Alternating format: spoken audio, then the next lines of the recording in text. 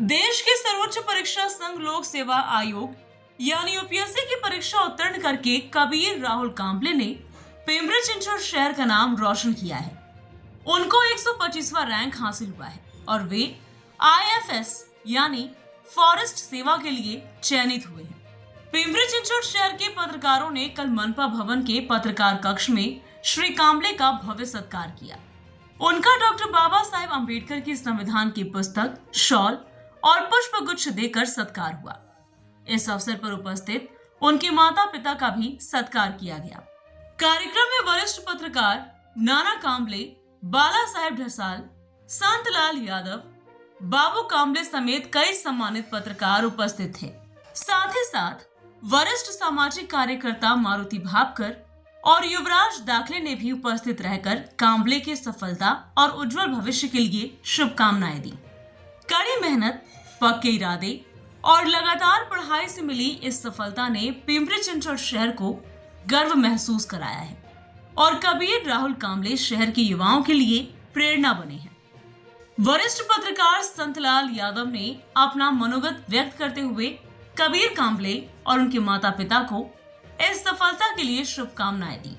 साथ ही शहर के युवाओं को प्रोत्साहित करने के लिए उनसे परीक्षा की तैयारी, कोचिंग, कौन सी बुक को आधार बनाएं आदि के बारे में विस्तार से जानकारी देने का आग्रह किया। मारुति भापकर, नाना कांबले, युवराज दाखले, बाला साहेब ढसाल आदि ने गरीब, दबे कुचले, वंचित की आवाज बनकर न्याय देने के लिए काम करने और डॉक्टर बाबा साहेब अम्बेडकर के सपनों को साकार करने के लिए सुझाव दिए। सबसे पहले मैं आपको, आपके माता पिता को हार्टली कॉन्ग्रेचुलेसन देता हूँ कि इतनी बड़ी परीक्षा, ये आखिरी परीक्षा देश की होती है। मेरा लड़का भी तैयारी कर रहा है, अभी 24 तारीख का उसका भी एग्ज़ाम है, मीन्स प्रीलिम। और ये कोई छोटी मोटी नहीं होती कि भाई आए बैठे हो गए, 2-2 साल, 4 साल, 10-10 साल इसमें चला जाता है।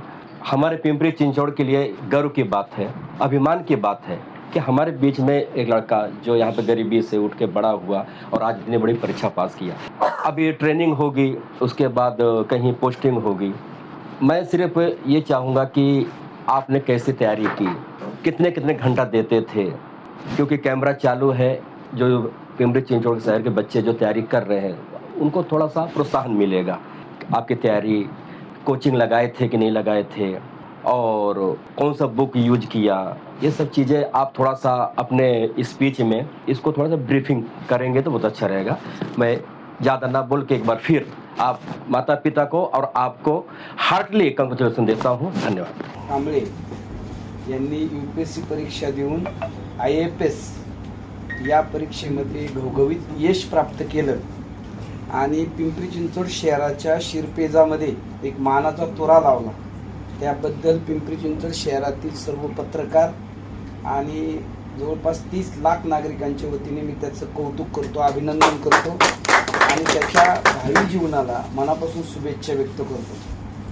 खरं तर अतिशय तरुण वयामध्ये हे यश त्याला त्याच्या वडिलांमुळे, आईमुळे आणि त्यांच्या कुटुंबियांच्या मार्गदर्शनामुळे आणि त्यांनी जे काही परिश्रम घेतले त्याच्यामुळे हे यश प्राप्त झाले। सगळ्यात महत्त्वाचं, शिवराय फुले, शाहू आणि आंबेडकर या विचाराचा एक तरुण युवक अशा प्रकारचं यश प्राप्त करतो आणि त्याचं ऐकताना त्याने जे काही रेशनिंगच्या संदर्भात एका महिलेचं त्याने उदाहरण दिलं, त्याची सोच जी आहे ती बाबासाहेबांना अभिप्रेत असणारी सोच आहे, हे आवर्जून त्याचा उल्लेख करावा लागेल। मी सार्वजनिक जीवनामध्ये गेली 35 वर्षे काम करताना मी कायम अधिकारी वर्ग जे आहे त्यांना कायम जे असे तरुण अधिकारी त्यांना सांगत आलेलं आहे की ही जी काही संधी तुम्हाला प्राप्त झालेली आहे ती भारतीय संविधान आणि बाबासाहेबांच्या पुण्याईमुळे तुम्हाला ही संधी प्राप्त झालेली आहे। त्यामुळं कुठेही वाम मार्गाला जाऊ नका, शुद्ध आचार, शुद्ध विचार आणि निष्कलंक चारित्र्य ठेवा। शिवराय फुले, शाहू, आंबेडकर या विचाराने काम करा आणि कुठल्याही प्रलोभनाला आणि आमिषाला बळी पडू नका। निश्चित तुम्ही अत्यंत परमोच्च अशा प्रकारच्या स्थानावरती जात गेल्याशिवाय राहणार नाही। आजचा काळ खूप विचित्र आहे। हे काम करत असताना पावलोपावली अडचण तुम्हाला येऊ शकते आणि म्हणून हे काम करत असताना कबीरजींना मी विनंती करेन की शिवराय फुले शाहू आंबेडकर यांच्या विचाराने आपण पुढे जाणार आहात. हे काम करत असताना ही आपण काळजी घ्यावी. निश्चित बाबासाहेबांचं विचार पुढे घेऊन जाणारा एक अधिकारी म्हणून काम करणारा हा कार्यकर्ता पुढच्या काळात तशा प्रकारची त्याची चूक होणार नाही आणि त्याचं भविष्य खूप मोठं उज्ज्वल असेल. आणि तो खूप मोठ्या अतिशय कमी वयामध्ये आत्ता तो हे काम सुरू करतोय. पुढच्या काळामध्ये तो केंद्रीय स्तरावरती उच्च पदावरती आपल्या पिंपरी चिंचवडचा कबीर आपल्याला दिसेल अशा प्रकारची त्याच्याकडनं अपेक्षा करतो. पुनश्च एकदा तुझं मनापासून अभिनंदन कौतुक करतो आणि तुझ्या भावी जीवनाला सुयश चिंतितो. 13 एप्रिलला इंटरव्ह्यू होता माझा आणि गेल्या सर मला म्हणाले की तू सूट खूप छान घातला आहेस कबीर. त्याचा रंग खूप छान आहे.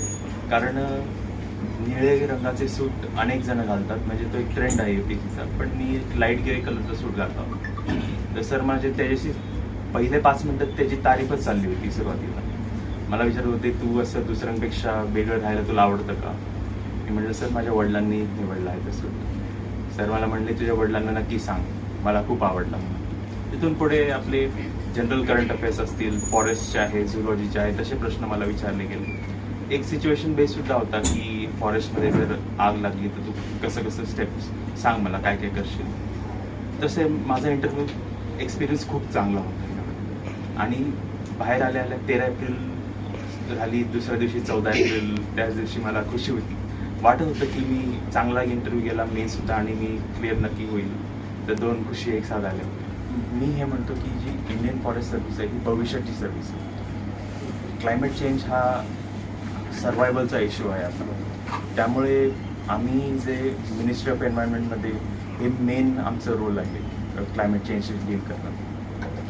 आता जर कोणी काही सांगितलं की झाडं तोडा वगैरे, आपला देश हा अजून प्रगती करतो आहे. पण जर समजा डेव्हलपमेंटसाठी आणि ते प्रॉपर प्रोसिजर फॉलो केले, EI असेल, दुसरीकडे प्रॉपर झाडे लावली, तर तो प्रोसिजर असेल तर ठीक आहे. परंतु जर नाही केलं तर मग कायदा अपहोल्ड करणं ही माझी जबाबदारी आहे संवैधानिक. आम्ही ऑल इंडिया सर्व्हिसेसमध्ये आता मी जाईल तर हे संविधान मला जे आर्टिकल 311ने प्रोटेक्शन देणार आहे ते यासाठी देणार आहे की त्या संविधानाचं मी इम्प्लिमेंटेशन पूर्णपणे करेल. रिव्हिजन करताना फक्त वाचून नाही काढायचं, पण आपण ते लक्षात करायला लावायचं की काय होतं एक्झॅक्टली. एक सायंटिफिक टेक्निक आहे ॲक्च्युली की ॲक्टिव्ह रिकॉल म्हणून. ह्याच्यामुळे मला वाटतं माझा खूप डिफरन्स आला स्टडीमध्ये.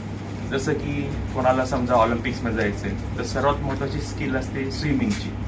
कोणाला एक्झाम पास करायची असते तर लर्निंगची स्किल असते.